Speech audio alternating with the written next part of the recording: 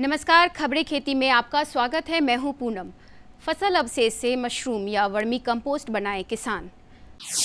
अभी धान की फसल पर पोटेशियम के घोल का छिड़काव करना बेहतर। ओयस्टर मशरूम, स्वाद और मुनाफा साथ साथ। फसल अवशेषों को खेतों में जलाने की शिकायत बिहार के कुछ जिलों में से अभी भी आ रही है। खासकर उन जिलों में इसे रोकने के लिए राज्य सरकार की ओर से टीम गठित की गई है। फसल अवशेषों को कभी भी जलाने की अनुशंसा नहीं की जाती है। दरअसल इन्हें जलाने से पर्यावरण को काफी नुकसान पहुंचता है, जो मानव एवं पशु दोनों के स्वास्थ्य के लिए घातक साबित होता है। खेत में अवशेष जलाने से जमीन की ऊपरी सतह पर रहने वाले मित्र कीट और केंचुआ आदि नष्ट हो जाते हैं, जिससे फसल उत्पादन एवं मिट्टी की सेहत पर काफी खराब असर पड़ता है। इससे बेहतर है कि किसान भाई फसल अवशेषों का मशरूम की खेती में प्रयोग कर लें या उनकी मदद से वर्मी कंपोस्ट बनाकर जैविक खाद तैयार कर लें।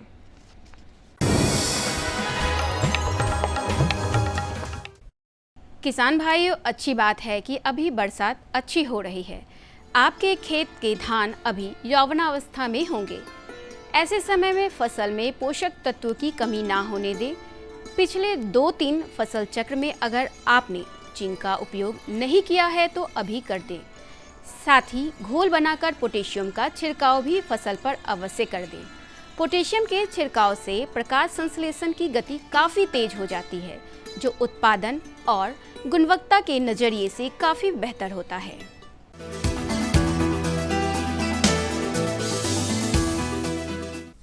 किसान श्री से सम्मानित एक किसान है अवधेश कुमार सिंह। हाजीपुर प्रखंड के घोसवार गांव के किसान हैं। ये वर्षों से गन्ना की खेती कर रहे हैं। छोटे रकबे से शुरू कर आज ये गन्ना की खेती 1.5 से 2 एकड़ में कर रहे हैं। इनका मानना है कि बिहार की जलवायु गन्ना की खेती के लिए बेहद अनुकूल है। अगर यहाँ के किसान गन्ने की खेती करें तो उन्हें फसल से लागत की तुलना में काफ़ी अच्छा मुनाफा मिल सकता है। किसान भाइयों, फसलों में अब बारी है आलू की खेती की। आलू की बुआई के पहले आप अपने खेतों में ढैचा लगा दें। ढैचा को अलग से सिंचाई की आवश्यकता नहीं होती है। मानसून के पानी से ही ढैचा तैयार हो जाता है। कृषि में नई तकनीकों के बीच आज भी एक पुराना तरीका खूब काम आता है, और वह है ढैचा के जरिए हरी खाद बनाने का तरीका। आलू फसल लगाने से पहले खेत में ढैचा बोने से खेत की उर्वरा शक्ति बढ़ती है। इससे खेत में नाइट्रोजन की पूर्ति हो जाती है और पौधों को पोषण मिलता है। यह प्राकृतिक खाद का काम करती है और इससे रासायनिक उर्वरक का भी इस्तेमाल कम होता है। अगर अभी किसान भाई आलू की बुवाई से पहले खेत में ढैचा की खेती कर ले तो आलू की फसल काफी अच्छी होगी। रासायनिक उर्वरकों की जरूरत बिल्कुल ही नहीं होगी, जिससे खेत की लागत घटेगी और आलू की गुणवत्ता भी काफी बढ़ जाएगी।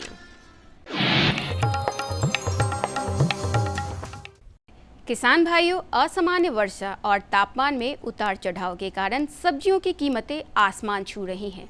ऐसे में अभी ओयस्टर मशरूम की खेती कर आप लागत मूल्य से दोगुना मुनाफा कमा सकते हैं, क्योंकि इस समय बाजार में ओयस्टर मशरूम की मांग अधिक है। आइए अब एक नजर डालते हैं मंडी भाव पर। राजधानी पटना के बाकरगंज अनाज मंडी में चावल और गेहूं के ताजा भाव कुछ इस प्रकार स्थिर बने हुए हैं। लोकल गेहूं 3600 रुपए प्रति क्विंटल, शरबती गेहूं 3800 रुपए प्रति क्विंटल, सुपर चावल 5000 रुपए प्रति क्विंटल, अरवा चावल 5000 रुपए प्रति क्विंटल, जबकि भागलपुरी बासमती चावल 11000 रुपए प्रति क्विंटल। चलते चलते किसान भाइयों, आप देखिए मौसम का पूर्वानुमान। अगले 24 घंटे में मौसम पूर्वानुमान में बताया गया है कि राज्य के कई जिलों में गरज के साथ बारिश होने की संभावना है। इस दौरान 10 से 15 किलोमीटर प्रति घंटे की रफ्तार से हवाएं भी चलेगी। राजधानी पटना सहित प्रदेश के अधिकांश जिलों में अधिकतर तापमान 37 डिग्री सेल्सियस और न्यूनतम तापमान 28 डिग्री सेल्सियस बने रहने की संभावना है। नमस्कार किसान भाइयों, अभी आप देख रहे थे कृषि समाचार, जिसके माध्यम से आपने खेती बाड़ी की नवीनतम जानकारियां हासिल की। यहाँ पे वक्त हो चला एक छोटे से विराम का। विराम के बाद हम जल्द लौटेंगे, आप बने रहें हमारे साथ। प्रधानमंत्री किसान सम्मान निधि, उसका लाभ उन किसानों को मिलेगा जिनके पास 5 एकड़ से कम भूमि है। आजादी के बाद देश के इतिहास में किसानों के लिए बनी ये सबसे बड़ी योजना है। प्रधानमंत्री किसान सम्मान निधि। इस योजना के तहत 2 हेक्टेयर तक की जोत वाले किसान परिवार को 6,000 रुपए का सालाना भुगतान होगा, जो पात्र किसानों को 2-2 हजार की 3 किश्तों में सीधा उनके खातों में जमा होगा। इन पात्र परिवारों का चयन राज्य सरकार कर रही है। इस योजना का पूरा खर्च भारत सरकार वहन कर रही है। सम्मान, जिस पर हमेशा अन्नदाता का हक था, उसे अब वो सीने पर लगाकर घूम भी सकेगा। प्रधानमंत्री किसान सम्मान निधि, किसान की किसानी का नया अभिमान। विराम के बाद आप सभी का एक बार फिर से स्वागत है कार्यक्रम कृषि दर्शन में।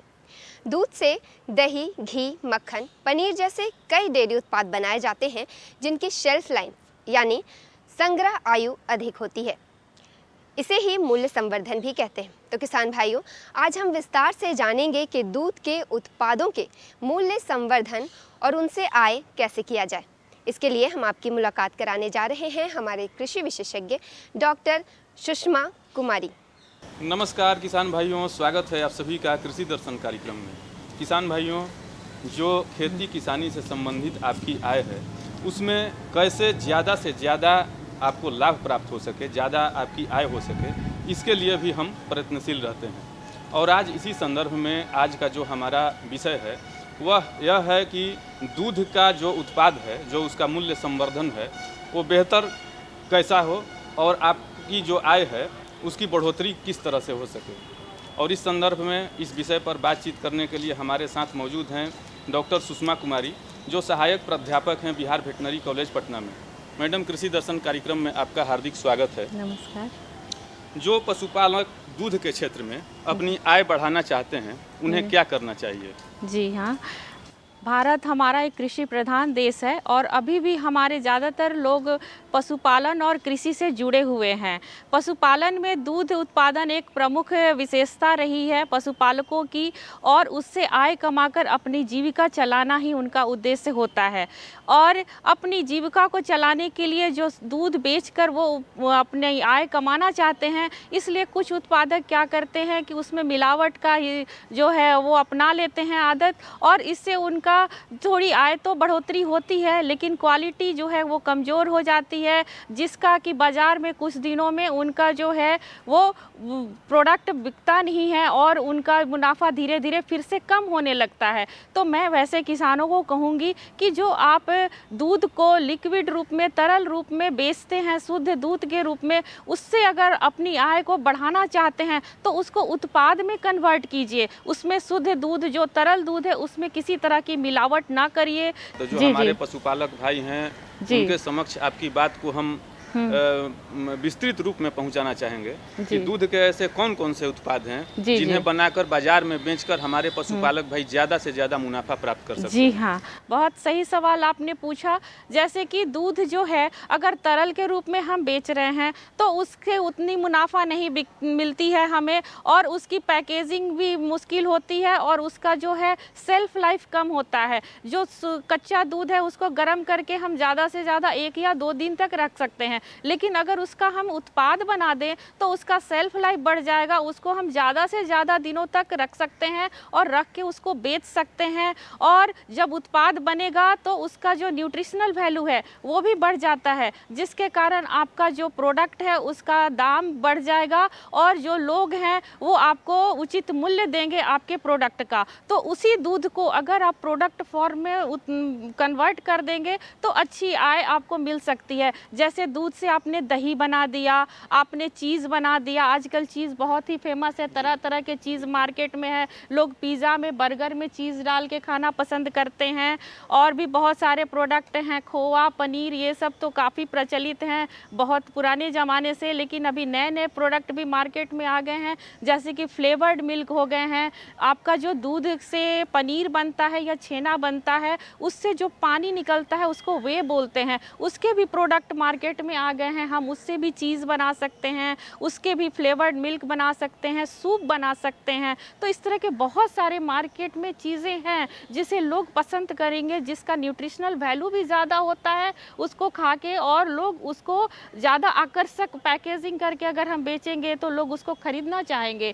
तो मुझे ये विश्वास है कि अगर पशुपालक अपने शुद्ध दूध को इस तरह कन्वर्ट करके मूल्यवर्धित रूप में बेचेंगे तो उनको ज़्यादा से ज़्यादा मुनाफा होगा, और जो ग्राहक है खरीदने वाले, उनको भी एक बहुत तरह की वैरायटी मार्केट में मिलेगी जिसे वो खरीदना चाहेंगे। बहुत ही अच्छी और महत्वपूर्ण जानकारी मैडम आपके द्वारा हमारे किसान भाइयों तक पहुंच रही है। और इसी संदर्भ में मेरा जो अगला सवाल है वह यह है कि जो ग्रामीण इलाके के जो हमारे पशुपालक भाई हैं, आमतौर पर हम ये देखते हैं कि जो उनका दुग्ध होता है वो सही मूल्य नहीं मिल पाता है। जी जी। इसके लिए हमारे जो पशुपालक भाई हैं कौन सा ऐसा उपाय अपनाएं ताकि उनको बेहतर मूल्य प्राप्त हो सके? जी हाँ, बहुत ही अच्छा सवाल किया आपने। हमारे जो दूर दराज में किसान भाई रहते हैं, वो उनकी सबसे बड़ी समस्या होती है कि वो ज़्यादा अगर दूध का उत्पादन हो गया तो वो उसकी खपत कहाँ करें, क्योंकि दूध ऐसी चीज़ है कि जो बहुत जल्दी ख़राब होती है। और जो डेयरी प्लांट तक अगर वो भेजते हैं तो कोल्ड चेन की हमारे पास इतनी अच्छी व्यवस्था नहीं है कि दूध सही सलामत हमारे डेयरी इंडस्ट्री तक पहुंच जाए। तो ऐसे में उन्हें बहुत सारी कठिनाइयों का सामना करना पड़ता है। तो मैं एक उपाय बताऊंगी कि वो अपने ग्रामीण लेवल पर ही सेल्फ हेल्प ग्रुप बनाकर कुछ जैसे लोग दूध उत्पादन के क्षेत्र में कार्य करें, और कुछ महिलाएं जैसे उसकी प्रोसेसिंग के क्षेत्र में कार्य कर सकते हैं, जो कि कच्चे दूध उत्पादन एक ग्रुप कर सकता है, और दूसरा ग्रुप जो है उस उत्पाद जो कच्चा दूध है उससे प्रोडक्ट कन्वर्ट करे और फिर उसकी पैकेजिंग करके और उसकी मार्केटिंग कर सकते हैं। तो छोटे लेवल पर भी हम इसकी पैकेजिंग कर सकते हैं। जैसे कि दही है तो उसके छोटे छोटे जो मिट्टी के कुल्हड़ हैं उसमें छोटे से जमा के दही को हम बेच सकते हैं। या पनीर है तो उसकी जो सस्ते मशीन भी आते हैं पैकेजिंग के, एरोबिक पैकेजिंग के मशीन, उसमें हम 250 ग्राम 500 ग्राम के पैकेट बना के और उसको बेच सकते हैं।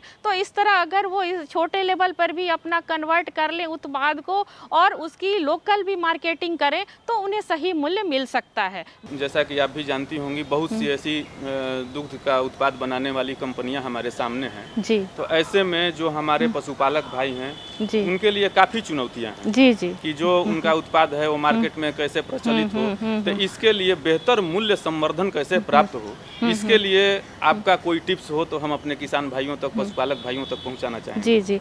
मूल्य संवर्धन का मतलब होता है कि जो नेचुरल पदार्थ है उसके मूल्य में हम बढ़ोतरी कर देते हैं। जैसे कि दूध में हमारा फैट ज़्यादा है तो उसको हमने कम कर दिया, जैसे कि स्किम मिल्क बना दिया, उससे क्रीम निकाल दिया, तो वो एक तरह का मूल्य संवर्धन हो गया। अगर उसमें हम विटामिन ए या किसी मिनरल का कंटेंट बढ़ा देते हैं किसी भी मिल्क प्रोडक्ट में, तो वो भी एक तरह से मूल्य संवर्धन हो गया, जिससे कि खाकर लोगों का न्यूट्रिशनल वैल्यू जो है वो ज़्यादा से ज़्यादा मिले दैन द जो कि एक तरल दूध को पीकर मिलता है। तो इस तरह मूल्य संवर्धित पदार्थ जब हम बनाएंगे और उसकी मार्केटिंग करेंगे तो ये आपने कहा कि एक बड़ी चुनौती हो सकती है, क्योंकि बड़ी कंपनियां हमारे सामने हैं। तो जो हमारे छोटे किसान हैं वो हो सकता है इसमें असहज महसूस करें।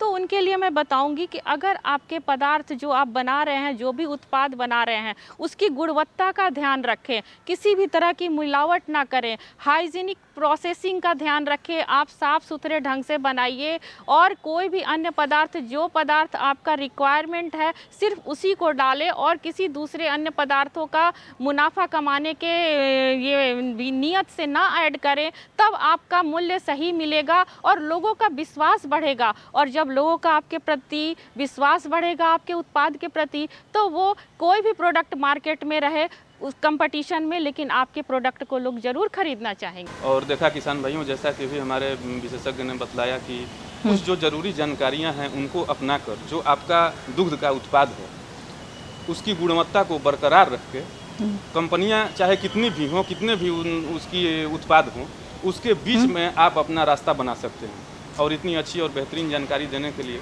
हम अपने विशेषज्ञ का हृदय से आभार प्रकट करते हैं। मैडम, कृषि दर्शन कार्यक्रम में आने के लिए आपका बहुत बहुत धन्यवाद। धन्यवाद। तो किसान भाइयों, अभी आपने दूध के उत्पादों के मूल्य संवर्धन के बारे में जाना और साथ ही साथ इनसे आय कैसे उत्पन्न करें ये भी जानकारी हासिल की। चलिए इसी के साथ चलते हैं कार्यक्रम के अगले भाग में, जहां हम बात करेंगे कि सब्जी के उन्नत पौध उत्पादन कैसे करें, और ये जानकारी हमें दे रहे हैं हमारे कृषि विशेषज्ञ डॉक्टर अनिरुद्ध प्रताप। किसान भाइयों बहनों नमस्कार, स्वागत है आप सभी का कार्यक्रम कृषि दर्शन में। मैं हूं मनीष कुमार। जैसा कि अभी सर्दियों का मौसम आने वाला है, तो ऐसे में हमारे किसान भाई सब्जियों की खेती करते हैं। बहुत सारी सब्जियां उगाई जाती हैं, तो उनके लिए ज़रूरी होता है नर्सरी का प्रबंधन, और इसी विषय पर जानकारी प्राप्त करेंगे। आज हमारे साथ मौजूद हैं डॉक्टर अनिरुद्ध प्रताप सिंह, जो कि सस्य वैज्ञानिक हैं कृषि महाविद्यालय नूरसराय में। तो सर, स्वागत है हमारे कार्यक्रम में आपका। और सबसे पहले सर, हम अभी जैसा कि हमारा टॉपिक है कि भाई नर्सरी का प्रबंधन कैसे किया जाए, तो ऐसे में किसान भाई को बताएं सबसे पहले कि नर्सरी ज़रूरी क्यों होता है बनाना, ऐसे ही डायरेक्ट क्यों नहीं लगा देते हैं।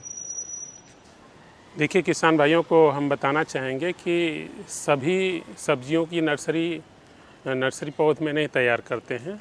कुछ सब्जियां हैं जिनको कि हम नर्सरी में तैयार करते हैं, और कुछ सब्जियां ऐसी हैं जिनको कि किसान भाई सीधे अपने खेतों में लगाते हैं। सब्जी में सबसे महत्वपूर्ण है बीजों का चुनाव, कि किस तरह के किस्मों का वो चुनाव करते हैं।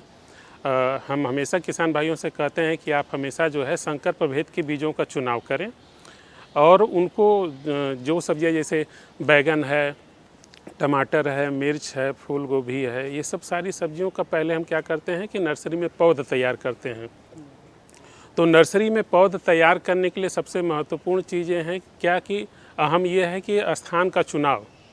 हमारे किसान भाई नर्सरी जब तैयार करते हैं तो किस स्थान पे नर्सरी लगाएं, तो स्थान का चुनाव सबसे महत्वपूर्ण होता है कि जहां हम जिस ज़मीन पे हम नर्सरी तैयार कर रहे हैं वो स्थान ज़मीन थोड़ा ऊंचा हो, और वहाँ पे छाया ना आती हो, और साथ ही साथ जल निकास की अच्छी व्यवस्था हो, और पानी का समुचित साधन हो। ऐसे स्थान पे अगर हम नर्सरी लगाते हैं तो हम अच्छे ढंग से पौध का प्रबंधन कर पाते हैं। इसमें सबसे महत्वपूर्ण घटक है कि जब नर्सरी का हम बेड बनाते हैं तो दो तरीके से बनाते हैं। एक तो होता है कि फ्लैट बेड बनाते हैं, और दूसरा हम क्या करते हैं कि रिज बेड बनाते हैं।